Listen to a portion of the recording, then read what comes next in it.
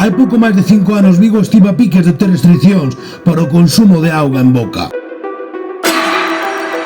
A sequía daquel ano levou o nivel de auga do encoro de Eiras a case o 30% da súa capacidade.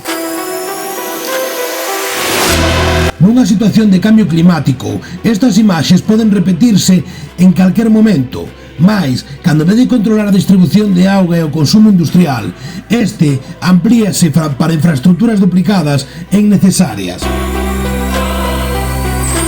O proxecto GS 360 do Celta en Mos vai a consumir 1 millón de litros procedentes do encoro de Eiras.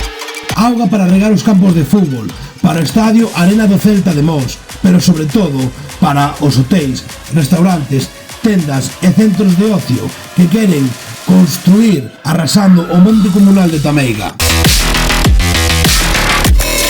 Ademais deste millóns de litros, tamén haberá que suministrar auga do mesmo encoro que abastece a Vigo ás miles de familias mosenses que perderán os seus pozos e captacións de auga no monte por esta macroconstrucción do Celta en Mos. A auga é un ben imprescindible para a vida. Por que non nos preocupamos agora polo seu uso racional en vez de lamentarnos mañá?